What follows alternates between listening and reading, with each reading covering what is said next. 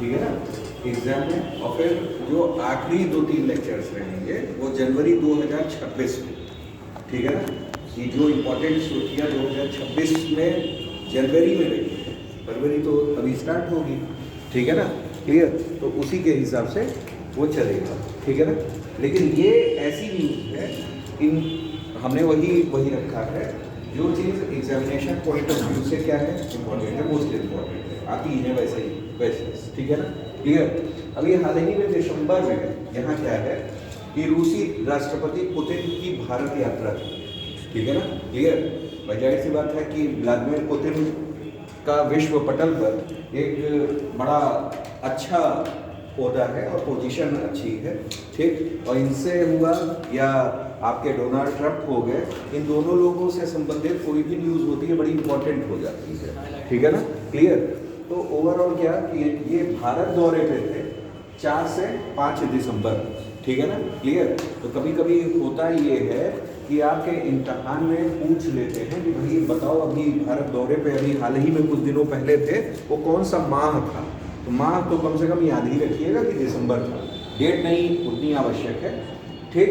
रूसी राष्ट्रपति Vladimir Putin का यह दौरा 23वें भारत रूस वार्षिक शिखर सम्मेलन 2025 के दौरान हुआ। तो ये भी पूछा जा सकता है कि 23वां भारत रूस वार्षिक शिखर सम्मेलन कहाँ हुआ, भारत में आयोजित हुआ, ठीक है ना, क्लियर। वर्ष 2025 में भारत और रूस के स्ट्रेटेजिक पार्टनरशिप, स्ट्रेटेजिक का मतलब होता है सामरिक, सामरिक का मतलब होता है युद्ध, ठीक है ना, क्लियर। तो स्ट्रेटेजिक पार्टनरशिप पर घोषणा के 25 वर्ष पूरे हुए हैं, डिक्लेरेशन के, स्ट्रेटेजिक डिक्लेरेशन के 25 वर्ष क्या हुए हैं, पूरे हुए हैं, ठीक। जैसे अक्टूबर 2000 में राष्ट्रपति व्लादिमीर पुतिन की भारत की पहली राजकीय यात्रा के दौरान शुरू किया गया था, मतलब इनकी भारत की पहली यात्रा कब थी, 2000 में थी, ठीक। आप यहाँ देख सकते हैं कि व्लादिमीर पुतिन जो है कब कब भारत की यात्रा पे आए हैं। पहले वो अक्टूबर 2000 में आए, ठीक। फिर उसके बाद 2002, 2004, 2007, 2012, 14, 16, 18 और 21, ठीक है ना, क्लियर। तो ओवरऑल क्या कि 1, 2, 3, 4, 5, 6, 7, 8 और ये इनकी भारत की कैबिन यात्रा है, 9वीं यात्रा है, ये आपको याद रखना है, ठीक है ना, क्लियर। आगे आ जाते हैं, हैं, हाँ 10वीं यात्रा है, ठीक है ना, क्लियर। अब यहाँ क्या है कि यहाँ इनके आने से उल्लेखनीय रूप से प्रधानमंत्री नरेंद्र मोदी ने दिल्ली के इंदिरा गांधी अंतर्राष्ट्रीय हवाई अड्डे पर पहुंचे और स्वागत किया, ठीक है ना। एमओयूज का मतलब होता है मेमोरेंडम ऑफ अंडरस्टैंडिंग, ठीक है ना। मेमोरेंडम ऑफ अंडरस्टैंडिंग मतलब क्या, जो हमारे बीच समझौते हुए हैं उनको मेमोरेंडम ऑफ अंडरस्टैंडिंग कहा जाता है, ठीक है ना, MOU।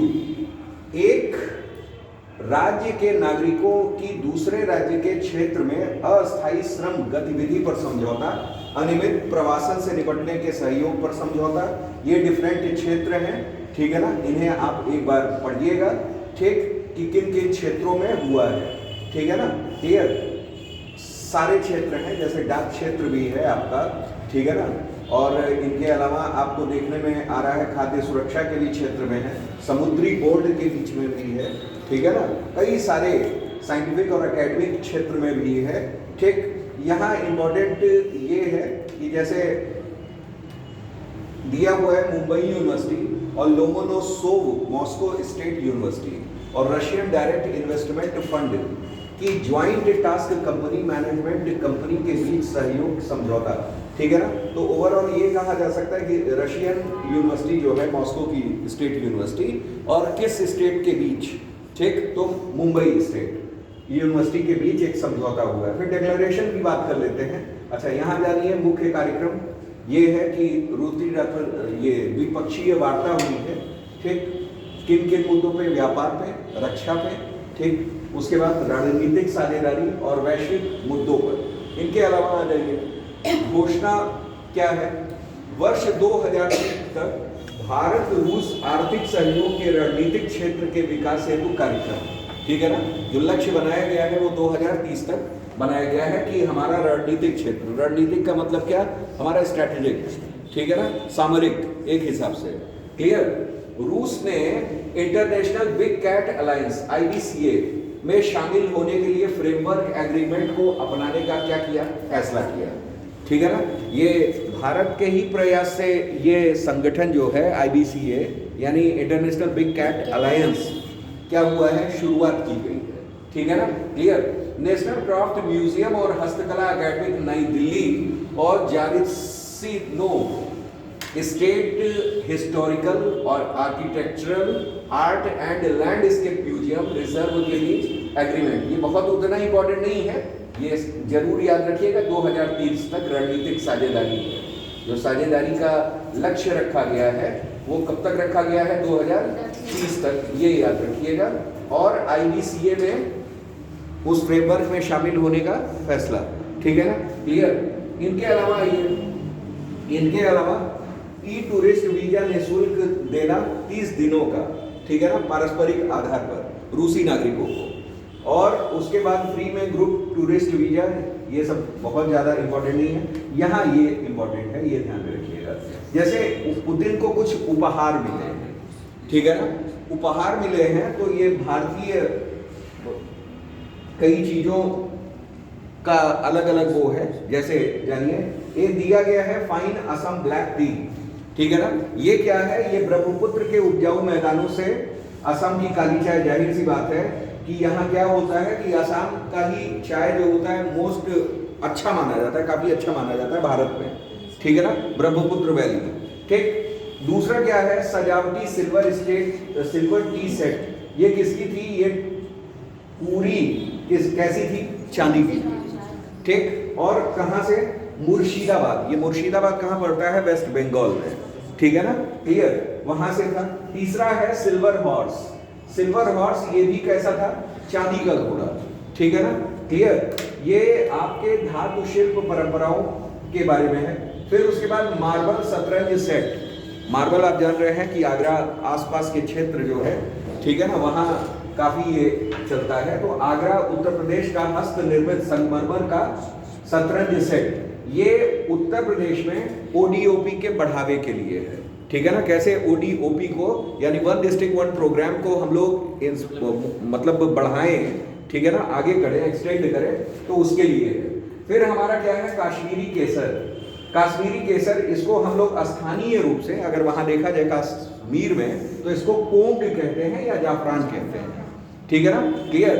कोई बता सकता है कि कश्मीर में किस जगह केसर की खेती की जाती है, किस जगह, और कौन से स्थान उसके लिए फेवरेबल होते हैं। आप सब तो ज्योग्राफी पढ़े हैं, बहुत अच्छे से पढ़े हैं, तो पढ़ाई का कुछ तो बताइए। जाफरान या केसर कहाँ पाए जाते हैं, कश्मीर में कौन सा प्लेस है which is well known for केसर और जाफरान, ठीक है ना, बताइए।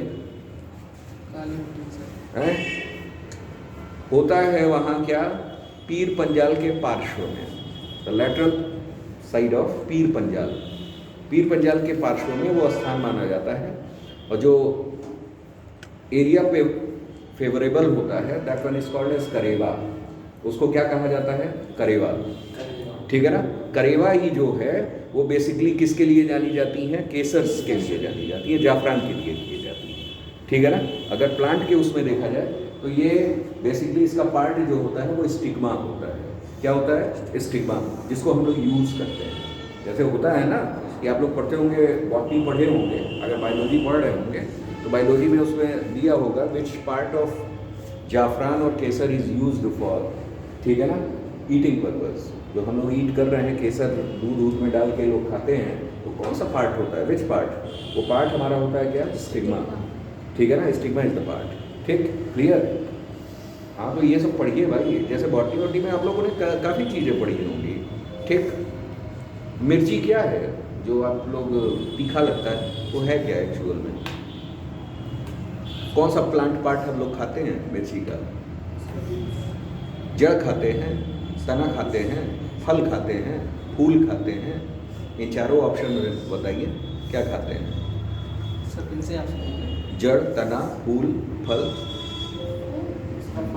है, मिर्ची का फल खाते हैं, फूल निकलता है उसके बाद नहीं तो हम बस पूछ रहे हैं कि मिर्ची जो होती है वो क्या खाते हैं एक्चुअल में? फूल खाते हैं, फल खाते हैं, फल कि तना खाते हैं कि जड़ खाते हैं? सर फल हैं? ऑप्शन फल क्या खाते हैं?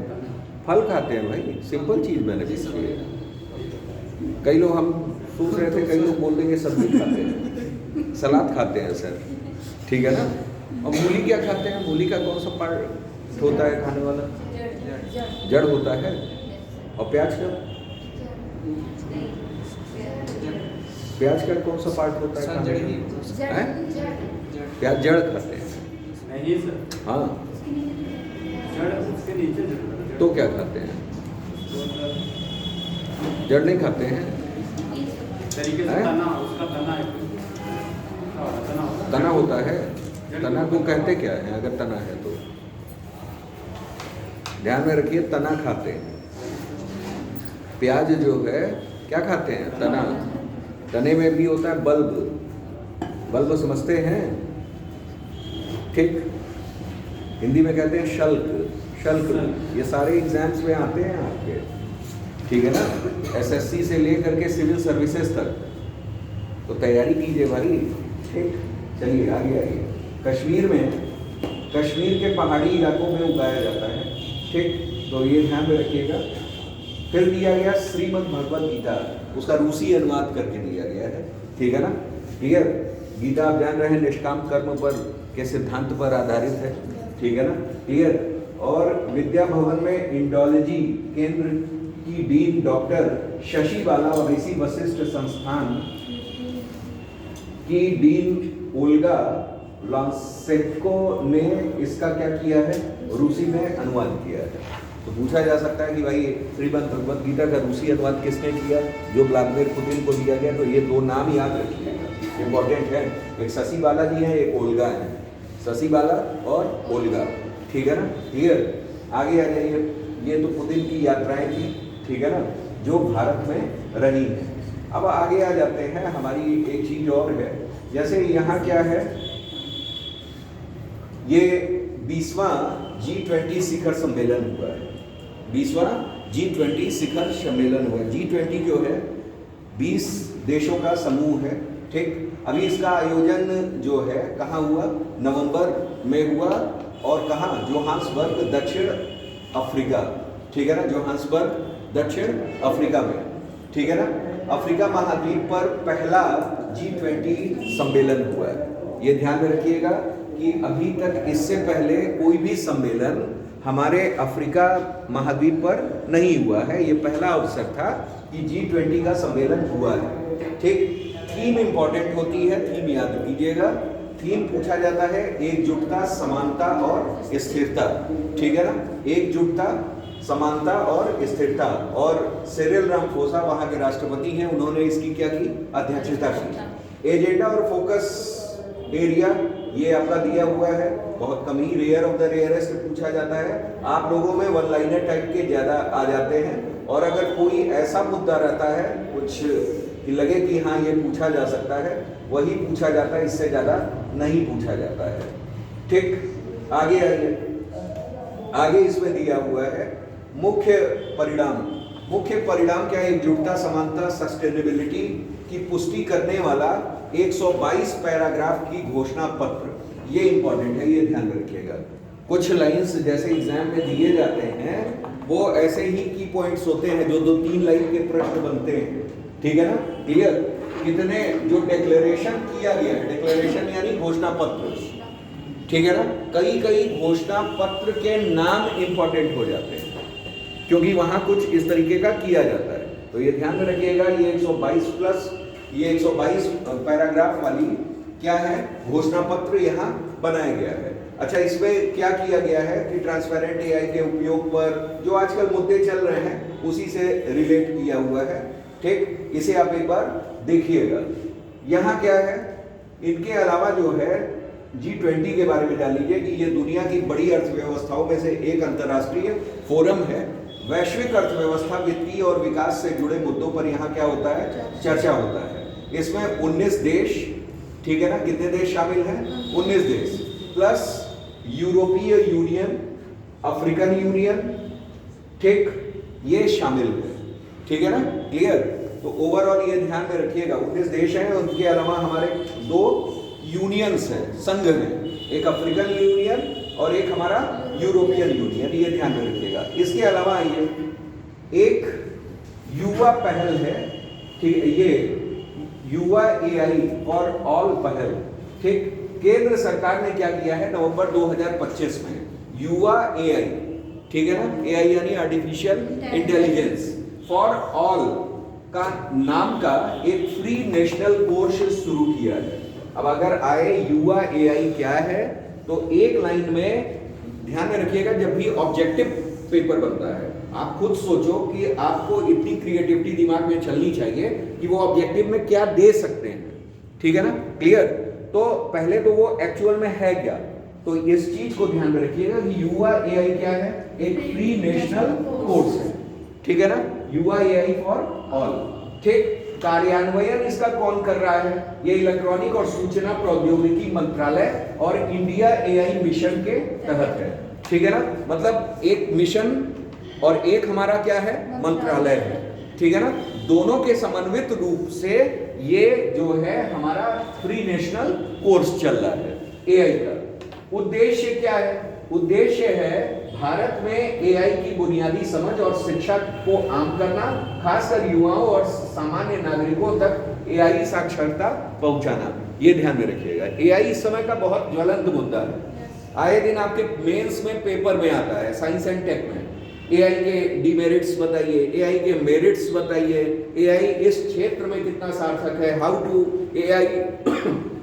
यूज इन इनोवेटिव फील्ड्स, ठीक है ना, या इनोवेशंस, ठीक। तो मतलब सारी चीजें आपके पूछे जाते हैं। नवाचार में आपका 2 पेपर है, एक साइंस टेक में आप पढ़ोगे पेपर 3rd में नवाचार, नवाचार यानी इनोवेशन, और आप फिर यूपी जो पेपर है यूपी का, उसमें भी नवाचार है, यूपी में नवाचार एक चैप्टर ही है, ठीक है ना, और क्वेश्चन आता ही है, तो कम से कम 2 क्वेश्चन तो बन ही गया।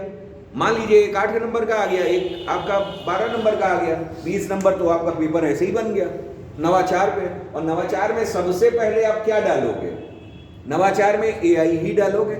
आजकल हर फील्ड में क्या है, एआई, ठीक है ना, क्लियर। तो जो नए चीजें आ रही हैं वो नवाचार में आ गई, हमारी इनोवेशंस में आ गई, ठीक है ना। तो इन चीजों को ध्यान में रखते हुए आगे आइए, पाठ्यक्रम की अवधि और स्वरूप कैसा होगा, स्वयं speed self based online course होगा, और कुल लगभग कितने घंटे का, 4.5 घंटे का। कौन कर सकता है, अब इसमें योग्यताएं और ये सब दिया हुआ है, आप इसे पढ़ लेंगे, ठीक है ना, क्लियर। हालांकि ये बड़ा कम ही पूछा जाएगा, मेनली ये पूछा जाएगा कि ये युवा एआई फॉर ऑल है क्या, ये क्या है, फ्री नेशनल कोर्स है, और किनके समन्वय से हो रहा है, एक हमारी एआई इंडिया एआई मिशन है, और इलेक्ट्रॉनिक और सूचना प्रौद्योगिकी मंत्रालय है, और लोगों तक इसकी पहुंच को सुनिश्चित करना, मतलब बच्चों को इसकी जानकारी देना, क्या क्या उनके लिए फायदेमंद है, वो सब की जानकारी देना, ओवरऑल यही है। आप इसे पढ़ लेंगे। आगे आते हैं, अगला दिया हुआ है,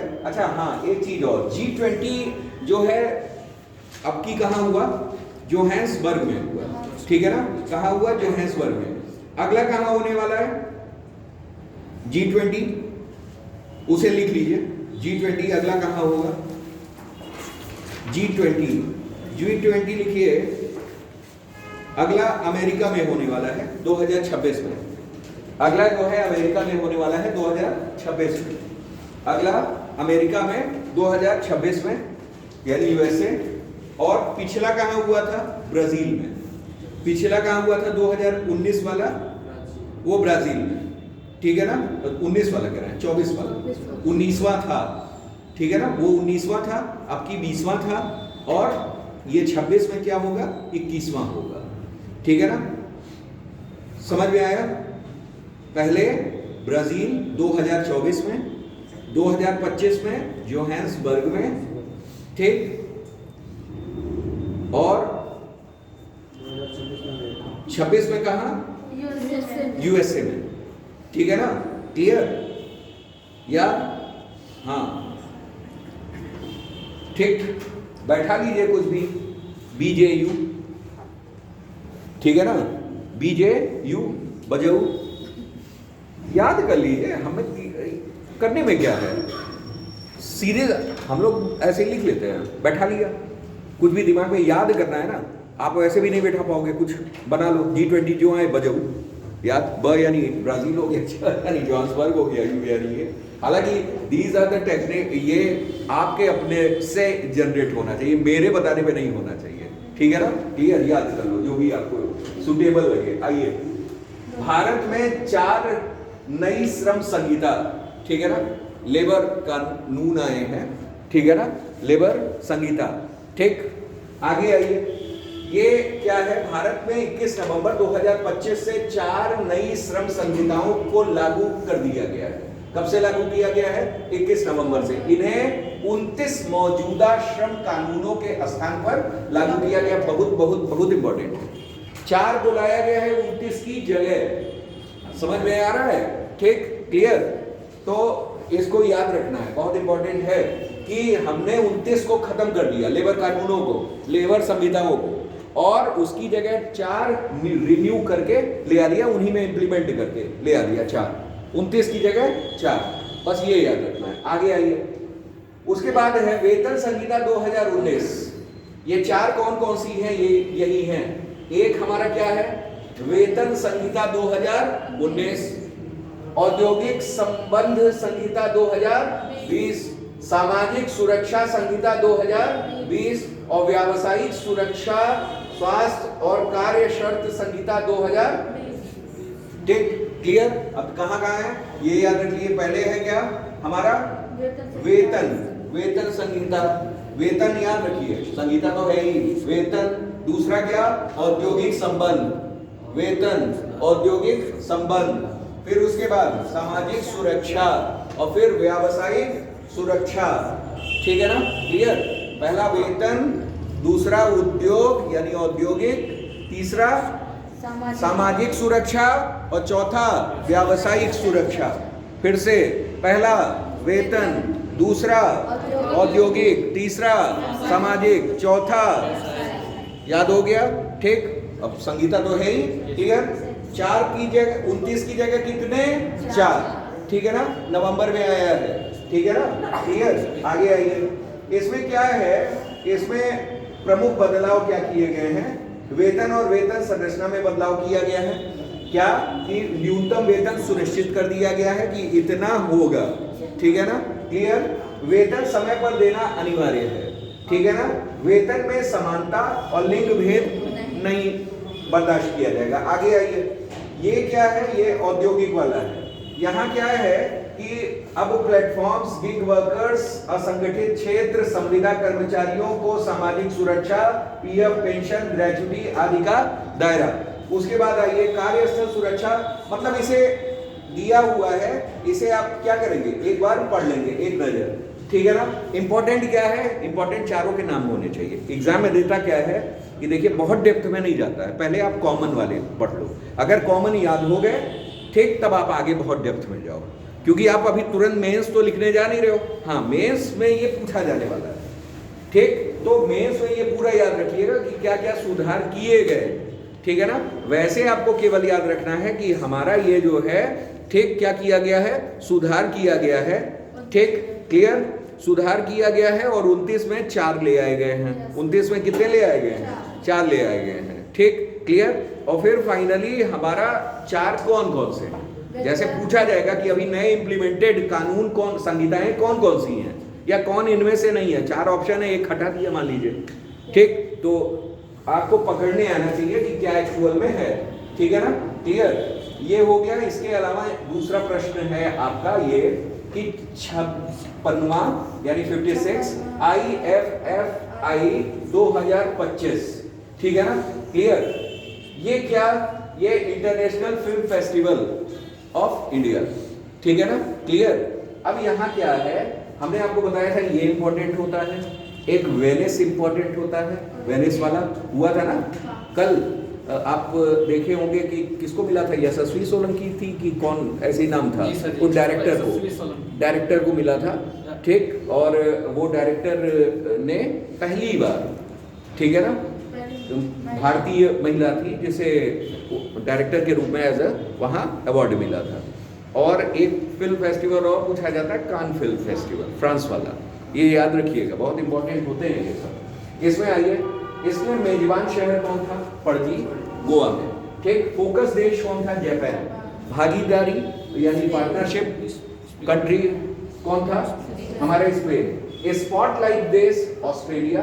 हालांकि ये तीनों याद रखना पड़ेगा, ठीक है ना, कभी कभी पूछ लेते हैं, ठीक, कि भाई फोकस कंट्री कौन थी। मेनली फोकस कंट्री पूछते हैं, लेकिन पूछ सकते हैं और भी धीरे धीरे बढ़ा ही रहे हैं ये लोग। ठीक, फोकस कंट्री जापान, भागीदारी स्पेन, स्पॉटलाइट ऑस्ट्रेलिया। ठीक, प्रारंभ समारोह जो हुआ इस बार पारंपरिक इंडोर समारोह की बजाय एक भव्य कार्निवाल स्टाइल परेड आयोजित की गई। प्रदर्शित चयनित फिल्में 270 प्लस फिल्में थी दुनिया भर से, और भारत की फिल्में शामिल थी। 84 देश की फिल्में चयनित हुई। प्रीमियर 13 विश्व प्रीमियर, 4 अंतर्राष्ट्रीय, ये ऐसे ही है। इस वर्ष पहली बार सिनेमा एआई हैकाथॉन, जहां फिल्म प्लस एआई का समन्वय किया गया। वेव्स बाजार, वेव ये प्लेटफॉर्म थे, सुविधाजनक बहुत, ठीक। हाँ, तो ओवरऑल ये आपको याद रखना है। इसमें मेनली आपको याद रखना है फोकस कंट्री। क्या फोकस कंट्री कौन था? जापान। पार्टनरशिप कौन था? स्पेन।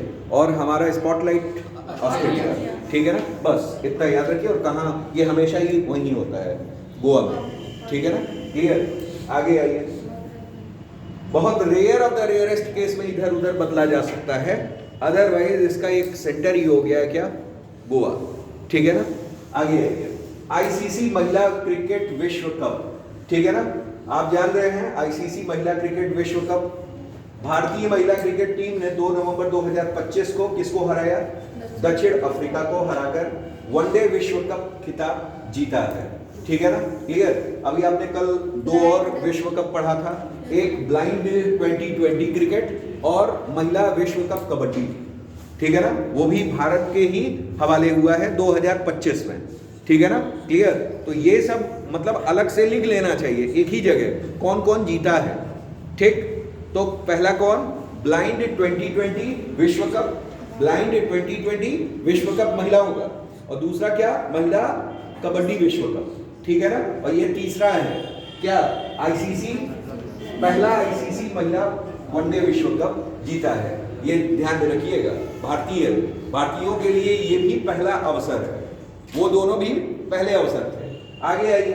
टूर्नामेंट जानकारी जो है, आयोजन किस स्थिति को हुआ इससे मतलब नहीं है। मेजबान देश भारत व श्रीलंका थे, ठीक है ना। मेजबान यानी भारत और श्रीलंका में ये हुआ था। पूछा जाए कि आईसीसी वर्ल्ड कप महिला, ठीक है ना, कहाँ आयोजित किया गया 2025, तो भारत और श्रीलंका में। जीता कौन? भारत। किसको हरा के? साउथ अफ्रीका को, ठीक है ना, फर्स्ट टाइम, ठीक। आगे उसके बाद हमारा है संस्करण 13वां का, इससे मतलब नहीं है। आयोजन प्रत्येक 4 वर्ष पे, आईसीसी वाले 4 पे होते हैं, 2020 2 वर्ष पर होते हैं। 2020 कितने पे होते हैं? 2 वर्ष पे। जैसे पुरुषों का चलता है वैसे महिलाओं का भी चलता है, ठीक है ना। क्लियर? आगे आइए। कप्तान हमारी कौन थी? हरमनप्रीत कौर, ठीक है ना। ये हरमनप्रीत कौर थी, ठीक। इनको देख लीजिए, हरमनप्रीत कौर कौन है, ठीक। उसके बाद वहां की कप्तान कौन थी? लॉरा वोल वाइट, ठीक। उसके बाद हमारा आ जाइए, प्लेयर ऑफ द मैच कौन रही? शेफाली वर्मा। मेनली आपकी player of the series important होता है, प्लेयर ऑफ द सीरीज याद कर लीजिए। ये कौन रहा? दीप्ति शर्मा। कैप्टन कौन?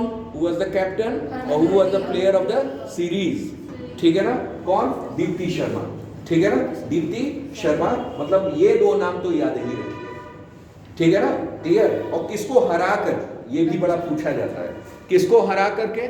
साउथ अफ्रीका को हरा करके, ठीक है ना। फर्स्ट टाइम है जब जीती है। और आयोजन कहाँ किया गया था? भारत और श्रीलंका में। फिर से आ जाइए, ठीक।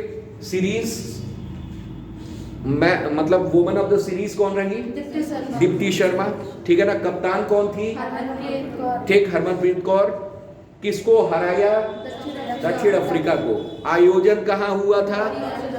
बिल्कुल सही, इतना याद हो गया। अच्छा, इसके अलावा कौन से 2 वर्ल्ड कप जीते हैं भारत ने? ब्लाइंड 2020 ठीक, और कबड्डी महिलाओं की दोनों, ठीक है ना, ये तीनों महिला की हो गई, ठीक है ना। आगे आइए, इंपॉर्टेंट है ये, ध्यान में रखिएगा। पुरस्कार राशि ओसी नहीं पूछा जाने वाला है, ठीक है ना। पूर्व विजेता भी पूछा जाने, इतना कहाँ याद रखता है आदमी, पहले तो कॉमन याद रख ले, है कि नहीं है। हाँ, जिसको ज्यादा पढ़ने की रुचि हो वो याद कर सकता है, ठीक है ना, स्वतंत्र है, उसके लिए दे दिया गया। आगे आइए, UNFCCC जलवायु सम्मेलन 2025 COP30, ठीक है ना। अब की क्योंकि कॉप का मतलब होता है कॉन्फ्रेंस ऑफ पार्टीज, क्या होता है, कॉन्फ्रेंस ऑफ पार्टीज, ठीक है ना। इसका ये 30वां वार्षिक सम्मेलन था, कितना वार्षिक सम्मेलन था, 30वां था। ये बेलेम ब्राजील में, ठीक है ना, बेलेम ब्राजील में इसको आयोजन किया गया था, बेलेम ब्राजील, ठीक है ना। और भारत का प्रतिनिधित्व ब्राजील में भारत के राजदूत कौन कर रहे थे, दिनेश भाटिया। ये बड़ा इंपॉर्टेंट है, ये ध्यान में रखिएगा, ठीक है ना। क्लियर, होता क्या है, कभी कभी भूपेंद्र यादव को भेज देते हैं, भाई वो भी पर्यावरण मंत्री हैं, ठीक, तो वो चले जाते हैं तो वो पूछ देता है प्रधानमंत्री, कभी कभी स्वयं चले जाते हैं कॉप में, ठीक है ना। तो प्रतिनिधित्व तो बड़ा इंपॉर्टेंट है, इस वजह से याद रखिएगा। इस बार क्या था, ब्राजील में जो भारत के राजदूत हैं दिनेश भाटिया वही थे, उनसे कह दिया गया भैया चले जाना, ठीक, तो वो चले गए। ओवरऑल आपको याद रखना है नाम, ठीक है ना, कौन, दिनेश भाटिया ने भारत का प्रतिनिधित्व किया था, प्रतिनिधित्व पूछा जाता है, ठीक है ना। क्लियर, फिर आइए, दिया हुआ है इसमें मुख्य उद्देश्य क्या था, पेरिस समझौते के लक्ष्यों के अनुरूप वैश्विक जलवायु प्रतिबद्धताओं को ठोस कार्रवाई में बदलना, ठीक है ना। क्लियर, फिर उसके बाद पहले ग्लोबल स्टॉक टेक GST1 के निष्कर्षों के आधार पर मजबूत जलवायु रणनीतियां बनाना, और तीसरा क्या था, ये ऊर्जा परिवर्तन, जंगल संरक्षण, कृषि सुधार, शहरों की जलवायु तैयारी और जलवायु वित्त पर सहयोग को बढ़ाना। यहां दिया है COP30 की प्रमुख थीम और एजेंडा क्या थे, जैसे क्या, स्वच्छ ऊर्जा। आज भाई स्वच्छ ऊर्जा अगर देखा जाए तो ये किसका, हमारे सस्टेनेबल डेवलपमेंट के जो 17 गोल हैं, ठीक है ना, SDG गोल्स हैं, उनमें एक शामिल है, ठीक है ना। क्लियर, दूसरा क्या, उद्योग परिवहन की ओर बदलाव, जंगल, समुद्र और जैव विविधता का संरक्षण, कृषि खाद्य प्रणाली में सुधार, जलवायु लचीले शहर अवसंरचना, सामाजिक एवं मानव, ये पढ़िएगा, ठीक। इसमें आइए 2000, ये इंपॉर्टेंट है, 2035 तक अनुकूलन फंडिंग यानी एडप्टेशन फाइनेंस को 3 गुना करने का रणनीतिक संकेत दिया गया। ये मोस्ट इंपॉर्टेंट है, ये ध्यान में रखिएगा, ठीक है ना।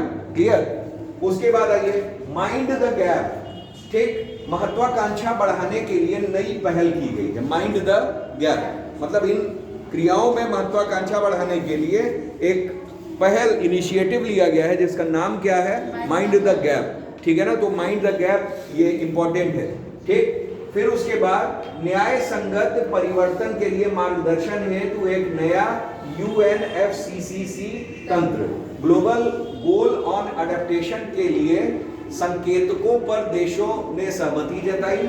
जीवाश्म ईंधन के अनुप्रयोग को धीरे धीरे समाप्त करने की बात चली नहीं, लेकिन दूसरी जगहों पर मोमेंटम बन सकता है। UNFCCC जलवायु परिवर्तन पर संयुक्त राष्ट्र फ्रेमवर्क कन्वेंशन वर्ष 1992 में जलवायु प्रणाली में खतरनाक मानवीय हस्तक्षेप को रोकने के लिए अपनाई गई एक अंतरराष्ट्रीय संधि है, ठीक है ना। UNFCCC क्या है, इसको शुरुआत कब की गई, 1992 में, ठीक है ना, 1992। कॉप है, कॉप कॉन्फ्रेंस ऑफ पार्टीज, ये सब तो आप लोग पढ़े होंगे एनवायरनमेंट में, एक एक करके बताया गया होगा सारी चीजें, ठीक, कि कौन क्या है, बर्लिन में क्या हुआ, उस समय क्या हुआ, सारी चीजें व्हाट टू ऑल सनवाइज आपको बताई गई होगी, किसमें क्या क्या, एजेंडा 21 बताया गया होगा, सारी चीजें आई थिंक। फिर आ गया कॉन्फ्रेंस ऑफ द पार्टीज यानी कॉप, ठीक, ये क्या है, वही कि सब लोग इकट्ठे बैठक करते हैं कई देशों का जो समन्वित रूप से, और जलवायु कैसे सुधार किया जाए उस पर क्या होती है, परिचर्चा होती है, ठीक है ना, सब लोग अपने पक्ष रखते हैं। तो ओवरऑल यही चीज है, इसमें 3 चीजें इंपॉर्टेंट हो जाती हैं। पहला क्या कि ये कहाँ मनाया गया, बेलेम में, ठीक है ना। क्लियर, किसने प्रतिनिधित्व किया? इसका प्रतिनिधित्व जो है यहाँ के राजदूत दिनेश भाटिया ने, जो वहाँ हमारे भारत के राजदूत हैं दिनेश भाटिया जी, उन्होंने क्या किया है? प्रतिनिधित्व किया है। तीसरी चीज क्या इंपॉर्टेंट हो जाती है? तीसरी चीज ये इंपॉर्टेंट हो जाती है, जो हमारा अडेप्टेशन फाइनेंस को 3 गुना करना है, वो लक्ष्य कब तक का रखा गया है? 2035 तक का रखा गया है। ठीक है ना? क्लियर? जो अनुकूलन फंडिंग है यानी अडेप्टेशन फाइनेंस है, ठीक, क्लियर, वो 3 गुना करना है। उसके लिए लक्ष्य कब तक रखा गया है? वो हमारा 2035 रखा गया है। तीसरी के बाद चौथी चीज जो है माइंड द गैप, ठीक है ना? ये क्या है? एक महत्वाकांक्षा बढ़ाने के लिए नई पहल की गई है, माइंड द गैप। ठीक है ना? ये 4 चीज बहुत इंपॉर्टेंट है, इसे याद रखिएगा। इनके अलावा कुछ चीजें और लिखिए COP पे, ठीक है ना? उसे लिख लीजिए COP, कॉन्फ्रेंस ऑफ पार्टीज।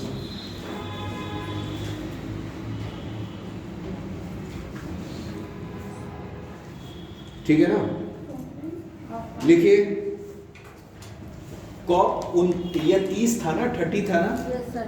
हाँ 30 था। इसको एमेजोनिया भी, मतलब बेलेम एमेजोनिया भी कहा जाता है। एमेजोन दरअसल बेलेम जो है अमेजन नदी के किनारे है, ठीक है ना? क्लियर? तो एमेजोनिया, अगर वहाँ एमेजोनिया भी लिखा रहे कौन सा स्थान, तो एमेजोनिया, ठीक है ना? वो भी सही माना जाएगा। ठीक है ना? उसके अलावा लिखिए, आप लिखिए 2000 ये कॉप 29 लिखिए, कॉप 29 कहाँ हुआ था इससे पहले? कॉप 29 कहाँ हुआ था? कॉप 29 लिखिए, कॉप 29 मतलब 2024 में हर वर्ष होता है ना, तो कॉप 29 हुआ था बाकू। बाकू कहाँ है? अजरबैजान। बाकू, बाकू अजरबैजान, एकदम ये याद होना चाहिए। ठीक है ना? क्लियर? ये ना सोचिएगा कि इन क्वेश्चंस में केवल रिसेंट ही पूछेगा कि आपका यही पूछ रहा है ना, आपका इन्वॉल्वमेंट भी एक सब्जेक्ट है, उसमें ये डिटेल में पूछते हैं। ठीक है ना? क्लियर? अब तो छोड़िए, अब तो लेखपाल जैसे पे उसमें भी 10 या 15 नंबर के पेपर आ रहे हैं इन्वॉल्वमेंट के, समझ रहे हैं? तो ये ना सोचिए कि बेलेम और अमेजोनिया ही बस पूछेगा, बाकू आपसे पूछेगा ही नहीं। ठीक है ना? तो पिछला भी याद रखिएगा, 2000 मतलब 24 वाला यानी 29वां। ठीक है ना? तो 29वां जो है कहाँ हुआ? Baku Azerbaijan. फिर 31 लिखिए, कॉप 31, कॉप 31। ठीक है ना? अभी कॉप 31 को लेकर के विवाद चल रहा है, 31, 32, लेकिन कॉप 33 लिख लीजिए, कॉप 33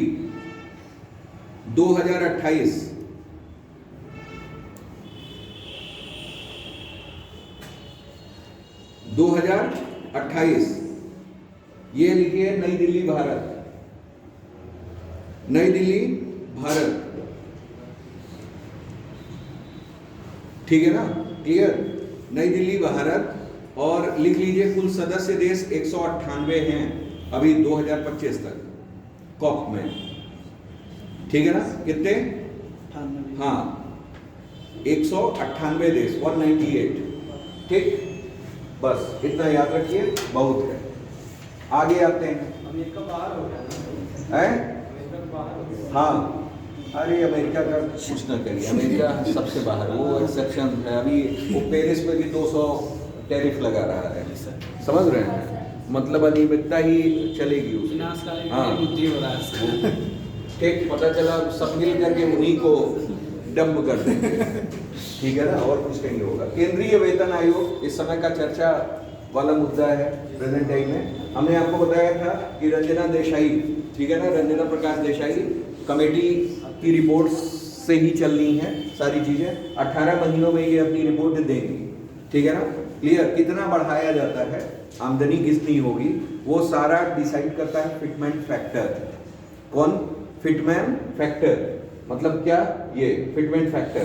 पिछली बार जो फिटमेंट फैक्टर था 7वें वेतन आयोग में, ये 2.57 था।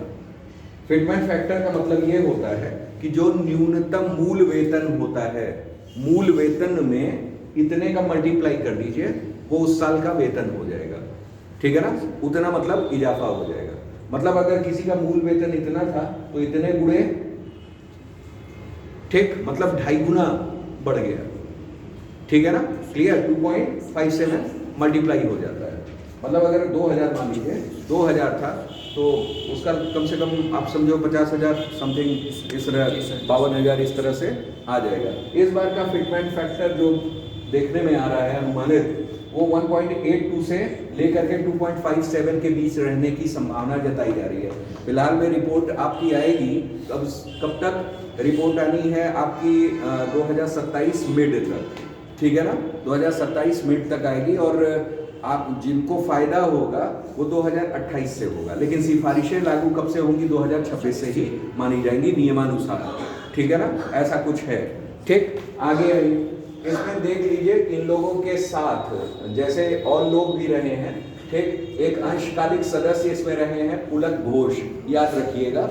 ठीक है ना, अंशकालिक घोष कौन? वो अंशकालिक घोष कह रहा हूँ, सदस्य कौन रहे? पुलक घोष। ठीक, और सदस्य सचिव रहे हैं पंकज जैन। मेरी यही हैं रंजना प्रकाश देसाई, लेकिन पूछा जा सकता है रंजना देसाई कमेटी में शामिल लोग कौन कौन से हैं। ठीक है ना, तो कौन कौन लोग हैं? पुलक घोष और पंकज जैन। तो याद रखिएगा रंजना, पुलक और पंकज, ठीक, 3 लोग हैं। ठीक, ऐसे याद रखिए, वो थोड़ी ना बदल देंगे। ठीक है ना, इतना डेप्थ में नहीं जाएंगे कि पंकज जैन को हम लोग पंकज गुप्ता बोल देंगे। ठीक है ना, ऐसा तो कुछ है नहीं। ठीक, तो आप लोगों को बस याद करना है, क्योंकि वहां लिखना तो है नहीं, ये माइंड सेट करना चाहिए हमेशा कि बस टिक कैसे लगाना है। ठीक है ना, आप जल्दी जल्दी पढ़ो, सब हर चीज पढ़ा करो, लेकिन बस याद रहे कि टिक कैसे लगाना है। ठीक है ना, क्लियर। वो क्षमता डेवलप आपको करनी पड़ेगी अगर आप पीसीएस की तैयारी कर रहे हैं, आईएएस की तैयारी कर रहे हैं। आगे आइए, फिर उसके बाद है अब न्यूनतम वेतन जो होगा वो 32,400 ठीक से 44,280, ये न्यूनतम वेतन होगा। अभी कल पता नहीं क्या वो सही था कि गलत, कुछ और घूम रहा था कि न्यूनतम वेतन जो है 50,000 समथिंग होगा। ठीक है ना, आया था एक चार्ट आया था पूरा। ठीक है ना, अब वो पता नहीं क्या है, कभी कभी अफवाहें भी उड़ती हैं, रूमर्स भी वो है, क्या है वो आगे पता ही चलेगा। कार्य क्षेत्र और उद्देश्य इसे पढ़ लीजिएगा सारी चीजें। ठीक है ना, कि इनके कर्मचारियों, रक्षा बल, अखिल भारतीय सेवाओं, केंद्र शासित प्रदेशों के कर्मचारियों सहित के वेतन, भत्ते और सुविधाओं की जांच करना और तार्किक रूप से सबका वेतन सुनिश्चित करना।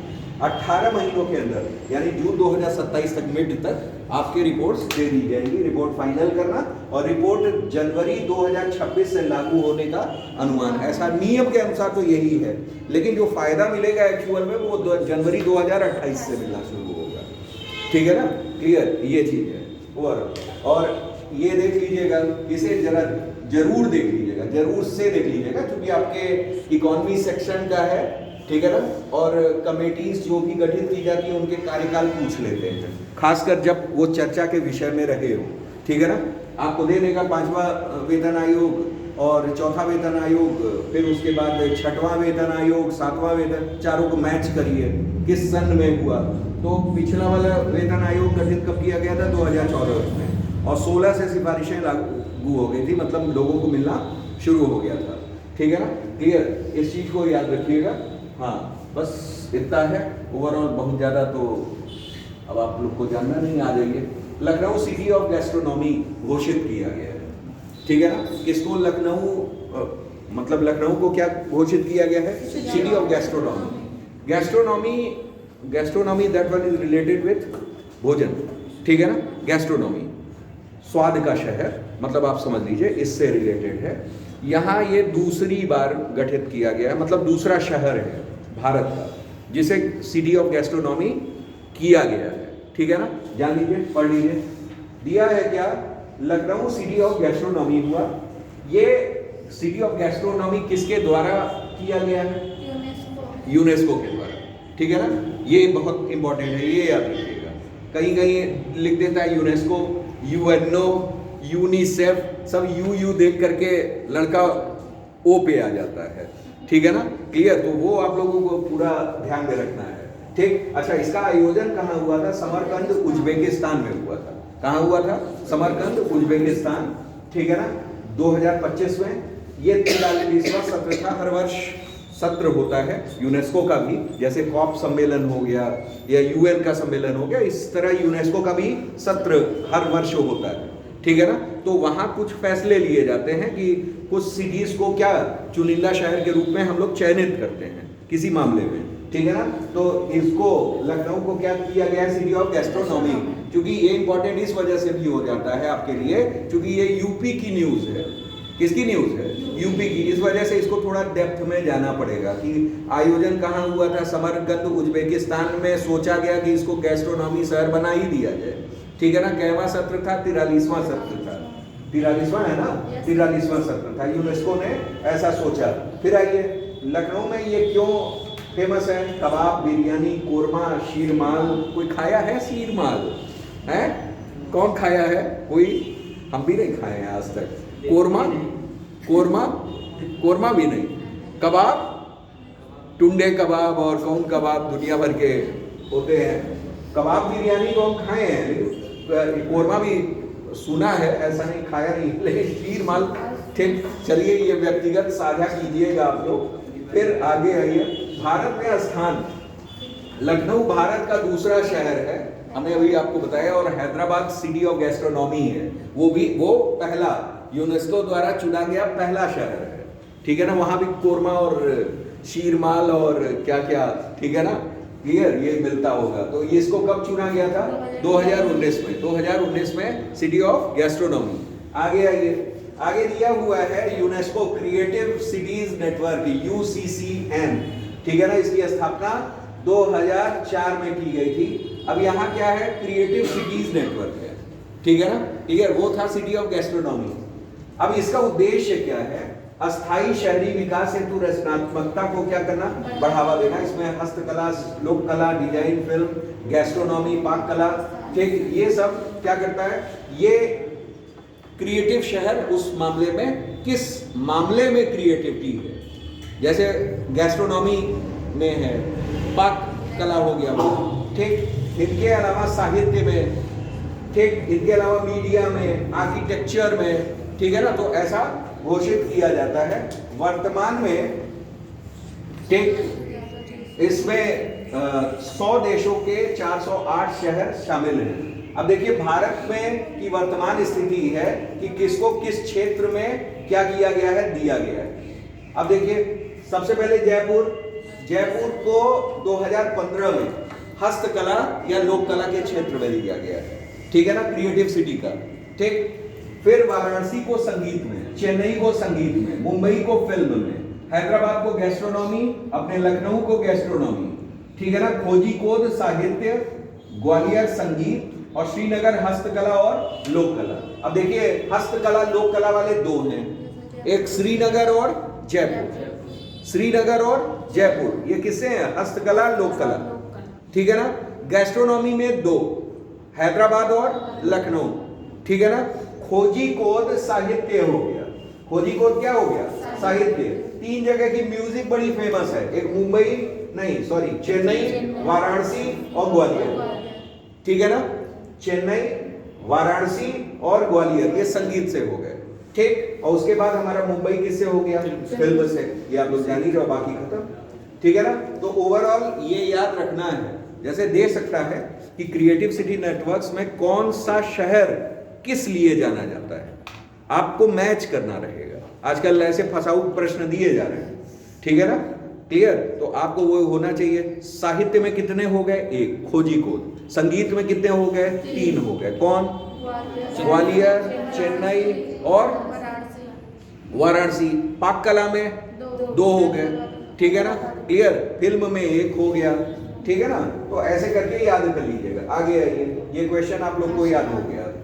अब आगे आइए, यहाँ दिया हुआ है आसियान शिखर सम्मेलन, ये 46वां था। कहाँ हुआ? कुआलालंपुर, मलेशिया, ठीक है ना, कुआलालंपुर, मलेशिया।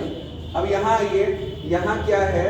इनमें आयोजन जो है इस तिथि को हुआ, अध्यक्षता दातो सेरी अनवर इब्राहिम, बड़ा सुंदर नाम है, ठीक है ना, दातो सेरी अनवर इब्राहिम, ठीक है ना, क्लियर। अब कुछ भी लगा लीजिए, मतलब नाम है तो है, ठीक।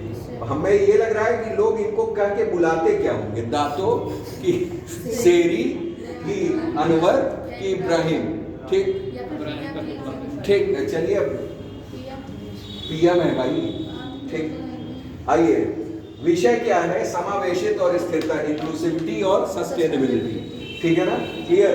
एजेंडा क्या है, आसियान कम्युनिटी विजन 2045, ये ध्यान में रखिएगा, इंपॉर्टेंट है ये। कहाँ गया भाई, हाँ देखिए, इंपॉर्टेंट इस वजह से है, आपको यहाँ ये पूछ लेगा, आसियान कम्युनिटी विजन जो बनाया गया है, कोई भी विजन बनाया जाता है या डिक्लेरेशन किया जाता है, उसका टाइम पूछ देता है, ठीक है ना, कि कब तक। अभी उसमें था 3 गुना जो एडेप्टेशन फंडिंग थी, उसको 3 गुना करना है, कब तक, 2035 तक, था ना। इसी तरह इसमें जो है, जो आसियान विजन बनाया गया है, कम्युनिटी विजन बनाया गया है, वो कब तक का बनाया गया है, 2045 तक का बनाया गया। ये इंपॉर्टेंट है, ये याद रखिएगा, ठीक है ना, क्लियर। अगले 2 दशकों की लंबी रूपरेखा पर सहमति बनी है, बाकी सब तो चलता रहता है। आगे इसमें म्यांमार संकट को लेकर के बात हुई और 5 सूत्रीय सहमति के क्रियान्वयन पर चर्चा हुई, ठीक है ना, ये इंपॉर्टेंट हो गया, ठीक है ना, क्लियर। कि म्यांमार संकट पर कितने सूत्री सहमति, 5 सूत्री सहमति पर परिचर्चा हुई है। आगे आइए, कोई ठोस समाधान नहीं निकला है, वो अलग बात है। आगे दूसरा विवाद, दक्षिण चीन सागर विवाद। भाई जो जो लोग हैं, अच्छा ये सबसे पहले जान लीजिएगा चीज, कि भारत आसियान का सदस्य नहीं है, ठीक है ना, भारत आसियान का सदस्य नहीं है। आसियान कंट्रीज में 10 देश आते हैं, ठीक है ना, और ये ध्यान में रखिएगा 5, अभी एक और शामिल हुआ है उसमें। क्या यहाँ है कि 5 आपके वीपीए हैं और 5 मतलब ठीक लैंड वाले हैं। तो ओवरऑल इस तरीके से है, मैप में आप देखोगे तो उसमें दिखेगा सारी चीजें। इसमें आ जाइए, दक्षिणी चीन सागर विवाद है, किसके बीच में है, फिलीपींस और चीन के बीच में। उसमें कोड ऑफ कंडक्ट वार्ता 2025 के अंत में आरंभ, ये बहुत इंपॉर्टेंट मुद्दा नहीं है, लेकिन यहाँ देख लीजिए, आसियान विकास दर 2025 में 4.7 का अनुमान लगाया गया, ठीक है ना। उसके बाद आइए, ये जलवायु ऊर्जा ऐसे ही है। प्रधानमंत्री मोदी का संबोधन था, वो भी कैसा था, वीडियो कॉन्फ्रेंसिंग, बहुत इंपॉर्टेंट नहीं है। भारत आसियान साझेदारी पर बल, ये सब ऐसे ही है।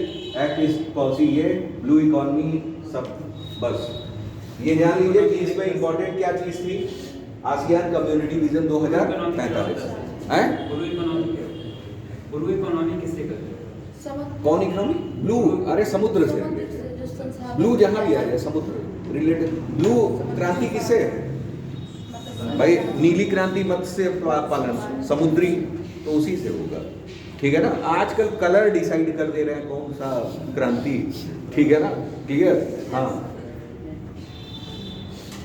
चलिए आगे आ जाइए, ये हो गया, ये समझ में आ गया ना पूरा। ये आसियान है, मलेशिया कुआलालंपुर में हुआ, ठीक। और विजन कब तक का है, 45 तक का। इन्हें आप लोग पहचान ही रहे होंगे। ये चलिए, अच्छा अभी भाजपा के वो बने हैं, अरे अध्यक्ष बने हैं, कौन बने, हाँ नितिन नवीन। ये याद रखिएगा, बड़ा इम्पोर्टेंट मुद्दा हो गया, सबसे कम, बहुत कम उम्र है। हाँ चलिए, नोबल पुरस्कार, ये बहुत इंपॉर्टेंट है, ठीक है ना, क्लियर। सबसे पहली चीज, अभी कई लोगों से मैं कह दूं कि नोबल लिख करके दिखाइए, तो नोबल की स्पेलिंग में गलत हो जाते हैं, ठीक है ना। और यहाँ क्या है, NOBEL है, और नोबल जो आप लोग कहते हैं आदर्श पुरुष, तो होता है NOBLE, ठीक है ना, ये नोबेल है, ठीक है ना, क्लियर। इन्हीं के नाम पे एक क्वेश्चन आया था, नोबल्स ऑयल। नोबल्स ऑयल किसे कहते हैं, किसे कहते हैं, TNT को, ट्राइनाइट्रोटोलुइन, ठीक है ना, क्लियर। उससे डायनामाइट बनाया जाता है, क्या बनाया जाता है, डायनामाइट बनाया जाता है। इसी डायनामाइट के आविष्कार के लिए, ठीक है ना, इन्होंने बहुत सारा धन अर्जित किया था, पाया था। उस धन का मानव के कल्याण में सार्थक रूप से उपयोग हो, इसी वजह से इन्होंने चर्चा चलाया क्या, नोबेल पुरस्कार। ठीक है ना, क्लियर। शुरुआत में 5 क्षेत्रों में, बाद में ये 6 क्षेत्रों में दिया जाने लगा।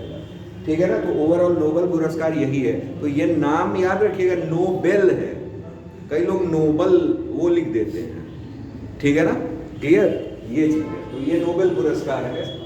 अक्टूबर 2025 में 6 क्षेत्रों में नोबेल पुरस्कार की घोषणा की गई। ठीक, इन्हें जान लीजिए क्या क्या पूछा जाता है। नाम पूछा जाता है, पहले तो 6 फील्ड याद ही है आपको, उसमें नाम पूछा जाता है और देश पूछा जाता है और किस लिए दिया गया। बस ये 3 प्रश्न बनते हैं। ठीक है ना, क्लियर। पहला क्या है, इसमें प्रदानकर्ता स्वीडन इन क्षेत्रों में देता है और नॉर्वे शांति का देता है। आप जानते होंगे कि शांति सूचकांक में हमेशा सबसे आगे कौन रहता है, नॉर्वे रहता है। ठीक है ना, क्लियर, शांति। ठीक, क्लियर। तो ओवरऑल मतलब स्कैंडिनेवियन कंट्रीज ही रहती है। स्कैंडिनेवियन कंट्रीज कौन कौन सी हैं? और नॉर्वे, स्वीडन, डेनमार्क, फिनलैंड। और कोई नहीं है? आइसलैंड नहीं है? आइसलैंड भी है। ठीक है ना, 5 है। ठीक है ना, और अगर उसके वाइज देखा जाए, मतलब माउंटेन वाइज, तो 3 है आपके, वही तीनों, नॉर्वे, स्वीडन और फिनलैंड।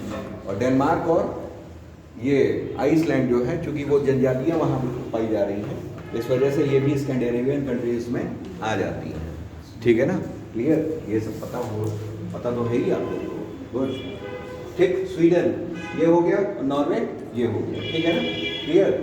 अब जान लीजिए नोबेल पुरस्कार का परिचय। अल्फ्रेड नोबेल डायनामाइट के आविष्कारक हैं। ठीक है ना, इनके सम्मान में स्थापित किया गया था।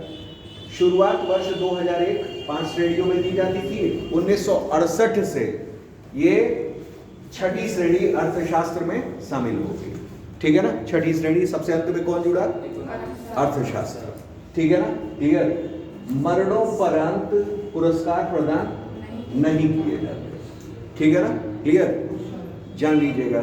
इनमें ये पुरस्कार कभी भी मरणोपरांत नहीं दिए जाते, मतलब ये हमेशा जीवित व्यक्तियों को ही दिए जाते हैं। ठीक है ना, क्लियर। अब आइए भारत की स्थिति देख लेते हैं। प्रथम पुरस्कार विजेता हमारे कौन रहे थे, रविंद्रनाथ टैगोर, 1913 में साहित्य के लिए। ठीक है ना, इन्होंने वही जनगण मन। ठीक। प्रथम भारतीय महिला विजेता कौन थी, मदर टेरेसा, 1979 में शांति के लिए। ठीक है ना, क्लियर। अच्छा, नॉर्मन ई बोरलॉन्ग को भी नोबेल पुरस्कार दिया गया था। दिया गया था किसके लिए, किसके लिए दिया गया था? हरित क्रांति के लिए दिया गया था। नॉर्मन ई बोरलॉन्ग को दिया गया था। तो 6 फील्डों में से किस फील्ड में दिया गया था?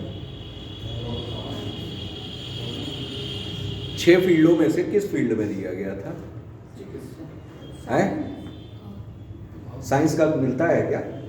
साइंस में तो 3 है, एक फिजिक्स है, केमिस्ट्री है, एक मेडिसिन है। ये साइंस हो गए। ठीक, तो किस में मिला था? Norman E Borlaug. ये ध्यान में रखिएगा कि कोई भी अदर फील्ड हो तो वो शांति में जाता है। कृषि क्षेत्र में ये भी लिखा था, ऑप्शन आया हुआ है पेपर, अब 2018 का पेपर देख लो पीसीएस का, उसमें ये प्रश्न है। ठीक है ना, क्लियर। तो सीधे सीधे उसमें दिया हुआ है कृषि ऑप्शन में है, और सारे लड़के किस में लगा के आए? कृषि। कृषि में तो मिलता ही नहीं है भाई। ठीक, क्लियर। कृषि में तो मिलता ही नहीं है, था किस में? शांति में। जिसने दिमाग लगाया यार नहीं, कृषि में तो नहीं मिलता है, बायोलॉजी में है, तो बायोलॉजी वाला तो मेडिकल साइंसेज ही है। किस में आएगा? मेडिकल में। लगाओ मेडिकल। ठीक, और मैक्सिमम गलत थे। किस में मिला? शांति में मिला। ठीक है ना, शांति में मिला। और 2018 में ही पूछा कि थ्योरी ऑफ रिलेटिविटी के लिए आइंस्टीन को दिया गया था। आइंस्टीन को क्या दिया गया था? थ्योरी ऑफ रिलेटिविटी के लिए। मतलब समझिए नोबेल पुरस्कार के 2 ऐतिहासिक प्रश्न पूछ दिए 21 वर्ष में, ठीक है ना। तो ये इतिहास बड़ा इंपॉर्टेंट है, इस वजह से पढ़े रहिएगा, ठीक है ना, पूछा जरूर जाता है। इसी बार आप देख लो साहित्य अकादमी पुरस्कार के लिए पूछ दिया था, इतिहास में चला गया था, ठीक है ना, क्लियर। तो एक लाइन तो ऐसे दे दिया और एक लाइन शुरुआत वाला दे दिया। अब लड़का अगर शुरुआत नहीं जानता है तो फिर तो गलत, क्या लगाए, अक्कड़ बक्कड़ बम्बे बोल, ठीक है ना, यही होगा, तुक्केबाजी। चलिए आगे आइए, आगे देखा जाता है यहाँ क्या दिया हुआ है, अर्थशास्त्र। अर्थशास्त्र में किसको मिला है, एक जोएल मोकेर, ठीक, एक फिलिप अगियर फ्रांस के, और पीटर हैबिट, ये मिला है किसको, कनाडा में। इनको मिला है नवाचार प्रेरित आर्थिक वृद्धि की व्याख्या करने के लिए। नवाचार प्रेरित, ठीक है ना, नवाचार प्रेरित यानी इनोवेशन इंस्पायर्ड, ठीक है ना, किसके लिए, आर्थिक वृद्धि के लिए, इकोनॉमिक ग्रोथ के लिए, ठीक है ना, उसकी व्याख्या के लिए, एक्सप्लेनेशन के लिए। तो 3 लोग हैं, एक नीदरलैंड वाले, एक फ्रांस वाले, एक कनाडा वाले, ठीक है ना, इन लोगों को मिला है, ठीक। आगे आइए, भौतिक। भौतिक जो है जॉन क्लार्क, मिशेल डेवोरेट और जॉन मार्टिनेस, ये तीनों ही कहाँ के हैं, अमेरिका के हैं, ठीक है ना, क्लियर। विद्युत परिपथों में मैक्रोस्कोपिक क्वांटम मैकेनिकल टनलिंग और ऊर्जा क्वांटाइजेशन की खोज के लिए, ठीक है ना। कहने का मतलब ट्रंप साहब बहुत, ठीक है ना, कुंठित थे कि हमको मिले नहीं मिला, ठीक, लेकिन अमेरिका का कोई तो ले गया, ठीक है ना, इससे उनको खुश होना चाहिए, ठीक। तो ओवरऑल ये अमेरिका के 3 लोग हैं, जॉन क्लार्क, मिशेल और जॉन मार्टिनेस, ठीक है ना। इनको किसके लिए, भौतिक के लिए मिला है। और ये मेनली इलेक्ट्रिक सर्किट्स में मैक्रोस्कोपिक क्वांटम मैकेनिकल टनलिंग और ऊर्जा क्वांटाइजेशन के लिए दिया गया है, मतलब क्वांटम फिजिक्स रिलेट कर रहा है, ठीक है ना, विथ इलेक्ट्रिक सर्किट्स, ठीक, याद रखिएगा, ऑप्शन देख करके लग जाएगा, ठीक है ना। आगे आइए, रसायन। रसायन सु मु मु, ठीक है, बड़ा अच्छा नाम है, ये तो भूलेगा ही नहीं आपको, ठीक है ना, क्लियर। एक ही मतलब अक्षर की पुनरावृत्ति हो गई है, ठीक है ना, अनुप्रास अलंकार कहेंगे क्या, ठीक। चलिए, सुसु मुमु, कीता गावा, ठीक, बड़ा अच्छा नाम है भाई, ठीक। जापान के हैं और रिचर्ड रॉबसन ये ऑस्ट्रेलिया और उमर यागी अमेरिका, ठीक है ना। इनको रसायन के लिए दिया गया है मेटल ऑर्गेनिक फ्रेमवर्क्स का निर्माण करने के लिए, मेटल ऑर्गेनिक फ्रेमवर्क्स MOF, ठीक है ना। एब्रीविएशन ये याद रखिएगा, एब्रीविएशन SSC सरीखे इम्तहान में पूछ देता है कि MOF का पूर्ण रूप लिखिए, ठीक है ना। तो ये याद रखिएगा क्या, मेटल ऑर्गेनिक फ्रेमवर्क्स का निर्माण, उसके लिए, ठीक है ना, क्लियर। अब आइए, अब हमारा है ये 3 तो मिल गए, चौथा, 5वां और 6ठा, चिकित्सा। मेरी ब्रंकोव, ठीक, फ्रेड रम्सडेल, ये दोनों अमेरिका के हैं, और शिमोन साकागुची, ये कहाँ की, जापान। रेगुलेटरी टी सेल्स, ठीक है ना, और FOX P3, forkhead box protein P3 gene से संबंधित खोज, ठीक है ना। मतलब आप ये समझ लीजिए कि जीन है एक, कौन सा, रेगुलेटरी टी सेल्स। जैसे होता क्या है कि आप पढ़ोगे, जब ऑन्कोलॉजी पढ़ोगे, ऑन्कोलॉजी यानी कैंसरस सेल्स, उसमें बी सेल्स और टी सेल्स पढ़ाए जाते हैं, बी सेल्स और टी सेल्स। स्टेम सेल्स में भी आप देखोगे बी सेल्स, टी सेल्स, ठीक है ना।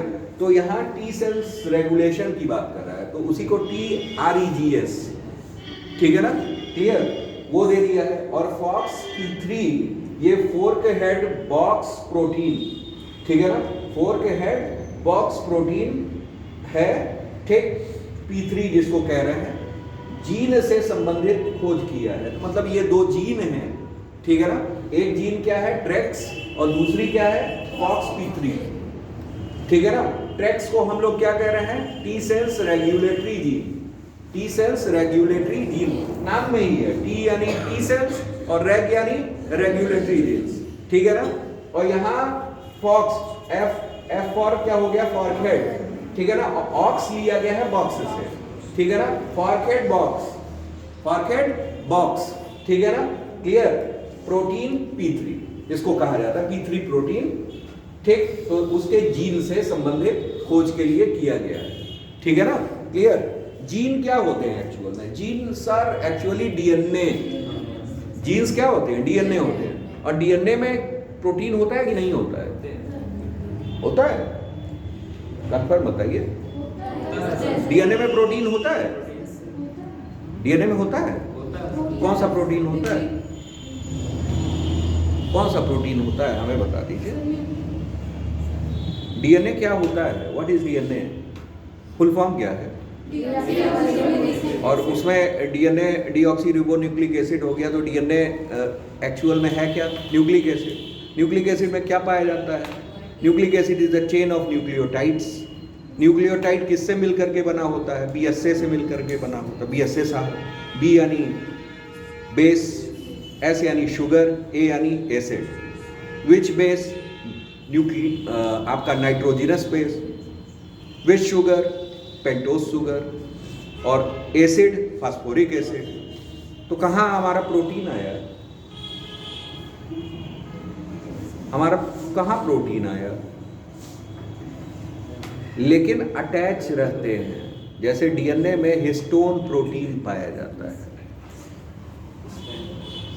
लेकिन उसके स्ट्रक्चर में कहीं भी नहीं है ना। यही तो पढ़े हैं, histones protein where it is found. कहाँ? डीएनए में है कि नहीं है? हिस्टोन प्रोटीन डीएनए से रिलेटेड है, अटैच्ड है, लेकिन उसके संरचना में कहीं से भी नहीं है। क्यों? क्योंकि न्यूक्लिक एसिड है, और न्यूक्लिक एसिड क्या है? Chain of nucleotide. यही तो है, हम संरचना तो आपको बता ही दी है पूरी। फिर तो ये ध्यान में रखिएगा। आगे आइए। अब शांति का क्या नाम है? मारिया कोरिना मचाडो, ठीक। ये वेनेजुएला की हैं। इनको एकमात्र हैं, ठीक है ना, जो प्रतिद्वंदी बनी उनकी, किसकी? ट्रंप जी की, ठीक है ना। हाँ, वेनेजुएला। और विषय क्या है? लोकतांत्रिक अधिकारों को बढ़ावा देना, ठीक है ना। लोकतांत्रिक अधिकारों को बढ़ावा देना। उनका क्या मुद्दा था? शांति करवाना दो देशों के बीच में, डरा धमका कर, ठीक है ना। वही तो वो कर रहे थे। करीब 7-8 देशों को डरा धमका करके क्या किया? शांति वार्ता की। भारत में जो कौन ऑपरेशन चला था? सिंदूर। उसका श्रेय अपने ले रहे थे कि ये युद्ध क्षेत्र पे खड़े हो गए और पाकिस्तान को रोक दिया, ठीक है ना। क्लियर। तो ओवरऑल इसीलिए नहीं मिला, ठीक। तो मारिया कोरिना मचाडो वेनेजुएला, ठीक। ये याद रखिएगा, वेनेजुएला की है। साहित्य का आ जाइए। लास्जेलो क्रास्जना बोरकाई, ठीक है ना। क्लियर। बड़े अच्छे नाम हैं, ठीक। हंगरी के हैं ये। कहाँ के हैं? हंगरी के। और इनकी प्रसिद्ध रचनाएं याद कर लीजिएगा। रचना बहुत ज्यादा पूछा जाता है, ये ध्यान में रखिएगा, ठीक है ना। क्या है? सैंटागो, वॉर एंड वॉर। हम सुने तो वॉर एंड पीस, ठीक है। यहाँ वॉर एंड वॉर आ गया। सेगो देयर बिलो, ठीक। और द मेलंकाली ऑफ रेजिस्टेंस, ठीक है ना। बड़ा टिपिकल इंग्लिश लिखे हैं, है कि नहीं है? फिलहाल इनके नाम में भी बड़ी टिपिकल इंग्लिश है, ठीक। एक दफे तो आदमी नहीं याद कर पाएगा, याद हो जाएगा। अंत में बस यही याद रखिएगा, क्रा से शुरू हुआ, काई से खत्म, ठीक है ना। क्लियर। क्रा से शुरू हुआ और काई से खत्म।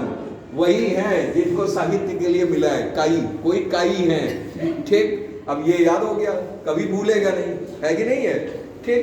हाँ, फिर वार एंड वॉर, सैंटागो और Seiobo there below, the melancholy of resistance, ये याद रख लीजिएगा, ठीक। आदि ऐसे ही लगाया गया, ये साहित्य नहीं है, ठीक। चलिए आगे आइए। एक योजना शुरू की गई है हमारे यहाँ, पीएम धन धान्य कृषि योजना।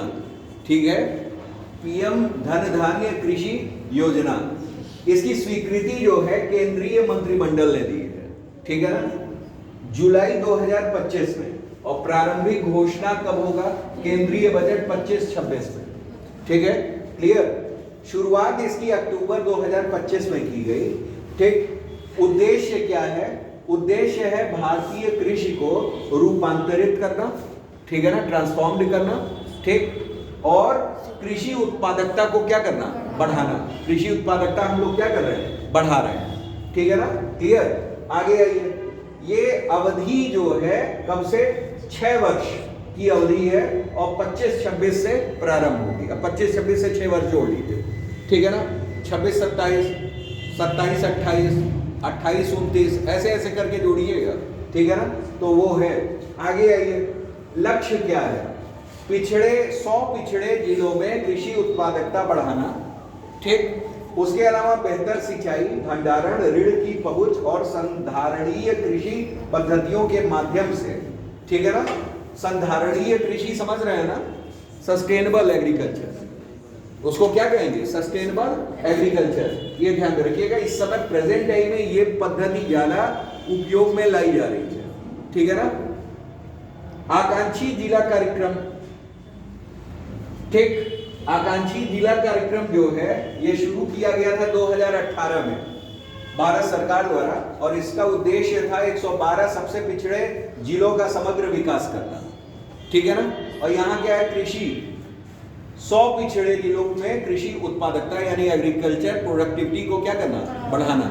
ठीक है ना, यहाँ फोकस था क्षेत्र, स्वास्थ्य, पोषण, शिक्षा, आधारभूत संरचना, आर्थिक अवसर। कृषि की बात नहीं की गई, कृषि की बात नहीं की गई। आगे आते हैं, जिला चयन के मानदंड क्या थे? निम्न उत्पादकता, इसका रहेगा कृषि वाले का। ठीक, कम फसल सघनता, अल्प ऋण वितरण वाले क्षेत्र, संतुलित प्रतिनिधित्व, प्रत्येक राज्य केंद्र शासित प्रदेश से कम 1 जिला अनिवार्य चयन करना। ठीक है ना, उसके बाद अपेक्षित परिणाम क्या है? लाभार्थियों की संख्या करीब 1.7 करोड़ किसानों को प्रत्यक्ष लाभ पहुंचा, डायरेक्ट प्रॉफिट। ठीक, और फोकस किस पर है? फसल कटाई के बाद भंडारण, बेहतर सिंचाई, आसान ऋण प्राप्ति, प्राकृतिक एवं जैविक खेती। ओवरऑल आपको क्या याद रखना है ये जान लीजिए। इसमें सबसे पहले आप याद रखोगे केंद्रीय बजट किसमें पेश किया गया, इसमें, मतलब यही वर्ष शुरू का है और 6 वर्ष तक की अवधि है। उद्देश्य केवल याद रखिए, उद्देश्य इसका क्या है? कृषि को रूपांतरित करना, ट्रांसफॉर्म्ड। ठीक है ना, और कृषि उत्पादकता यानी एग्रीकल्चर प्रोडक्टिविटी को बढ़ाना। हाउ? कैसे? सस्टेनेबल एग्रीकल्चर के थ्रू। ठीक है ना, किससे? सस्टेनेबल एग्रीकल्चर के थ्रू, धारणीय, संधारणीय कृषि के थ्रू। ठीक है ना, धारणीय विकास कहते हैं ना, तो यहाँ एग्रीकल्चर है, संधारणीय कृषि है। ठीक है ना, क्लियर। और टारगेट कितना है? 100 पिछड़े जिलों की कृषि उत्पादकता को क्या करना है? बढ़ाना है। तो कृषि उत्पादकता बढ़ाएंगे तो जाहिर सी बात है सिंचाई अच्छा होगा। ठीक है ना, ये सब सारी चीजें वो होनी चाहिए बस। तो भाई सिंचाई अच्छी हो, भंडारण अच्छा करें, उसके लिए भंडारण के लिए तमाम आजकल सरकार की योजनाएं चल रही हैं।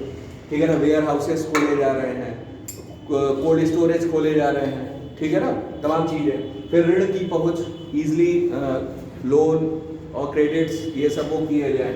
ठीक है ना, और सस्टेनेबल डेवलपमेंट। ठीक, ये सब याद रखिए, ये सब मेंस लिखने में काम आता है। और इसी से रिलेट था क्या? आकांक्षी जिला कार्यक्रम, वो 2018 में शुरू किया गया था, लेकिन उसमें हर मुद्दा था, कृषि नहीं था। ठीक, उसमें 112 पिछड़े जिलों का समग्र विकास था, और फोकस किस पे था? स्वास्थ्य पे था, पोषण पे था, शिक्षा पे था, आर्थिक अवसर पे और आधारभूत संरचना पे। ठीक है ना, क्लियर? इतना आप लोग याद रखिए। फिर उसके बाद है, आइए, एक युद्ध अभ्यास किया गया है जिसका नाम है त्रिसेवा सैन्य अभ्यास त्रिशूल। ठीक है ना, त्रिसेवा सैन्य, त्रिसेवा यानी तीनों। ठीक, आगे आइए, देखिए यही युद्ध है। ठीक, आयोजन कहाँ किया गया? गुजरात। सरक्रीक रेखा भारत और पाकिस्तान रेखा को नहीं मानता है लेकिन भारत मानता है। सरक्रीक ने इसको किया था 24 डिग्री अक्षांश पर है। कितने डिग्री अक्षांश पर है? 24 डिग्री अक्षांश पे ये रेखा खींची गई है। ठीक है ना, क्लियर? सरक्रीक रेखा आप जान ही रहे हैं कि 23 डिग्री 23.5 डिग्री से गुजरात से होकर के कर्क रेखा जा रही है, उसके ऊपर आप आओगे तो 24 डिग्री वो सरक्रीक रेखा है। ठीक है ना, भारत और पाकिस्तान को क्या कर रही है? डिवाइड कर रही है। पाकिस्तान इसको नहीं मानता है। ठीक, आगे आइए। गुजरात सरक्रीक जगह है, ठीक, राजस्थान के रेगिस्तानी क्षेत्र में, उत्तरी अरब सागर में, और इन 3 जगहों पे हुआ था। आयोजक कौन था? भारतीय नौसेना। ठीक, शामिल संगठन थल सेना, दक्षिणी कमान, ठीक, और भारतीय वायुसेना। अब ये तो नहीं पूछेगा कि दक्षिणी कमान, दक्षिण पश्चिम कमान, मतलब त्रिसेवा, ये याद रखिएगा, तीनों ही सेवाएं थी, जल थल वायु। ठीक है ना, क्लियर? आगे आइए। इसका उप अभ्यास 2 नाम है, एक हमारा है त्रिनेत्र और महागुजरात, ये याद रखिएगा। त्रिशूल का उप अभ्यास है त्रिनेत्र और महागुजरात। उद्देश्य क्या है? संयुक्त संचालन प्रक्रियाओं का सत्यापन। ठीक है ना, किसका? संयुक्त संचालन प्रक्रियाओं का सत्यापन, तीनों सेनाओं के बीच अंतर संचालन क्षमता को सुदृढ़ बनाना।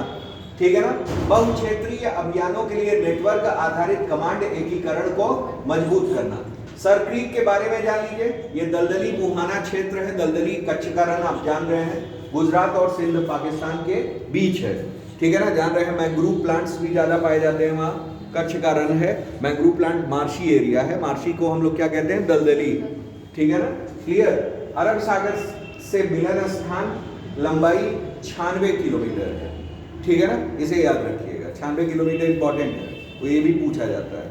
सरक्रीक की लंबाई कितनी है? 96। ठीक है ना, क्लियर? और अक्षांश कितना? 24। अक्षांश 24, ये याद रखिएगा। आगे आइए। विवाद क्या है? भारत पाकिस्तान सीमा विवाद है यहाँ। ठीक, भारत मध्य जलधारा मिड चैनल तक अपनी सीमा मानता है, पाकिस्तान पूर्वी तट को सीमा रेखा मानता है। ठीक, महत्व क्या है? महत्व ये देख लीजिए, इधर उधर की चीजें हैं। ओवरऑल आपको क्या याद रखना है? डेट याद रखना है, डेट कर रहे हैं। त्रिशूल क्या है? त्रिशूल एक्चुअल में तीनों सेवाओं, त्रिसेवाओं का एक संयुक्त अभ्यास है। इसके 2 उप अभ्यास हैं, त्रिनेत्र और महागुजरात। ठीक है ना, कहाँ हुआ है? सरक्रीक, गुजरात, अरब सागर, इन जगहों पे हुआ है। ठीक है ना, क्लियर? तो ये इसके बारे में खासियत है, इसको याद रखिएगा। ठीक है ना, क्लियर? और बाकी और तो कुछ है नहीं इसमें। ठीक है ना, हाँ, तो चलिए आज के लिए इतना ही। कल हम लोग पढ़ेंगे नेपाल में जैन जी, और भी बाकी चीजें पढ़ेंगे जो बाकी होगा। ठीक है ना।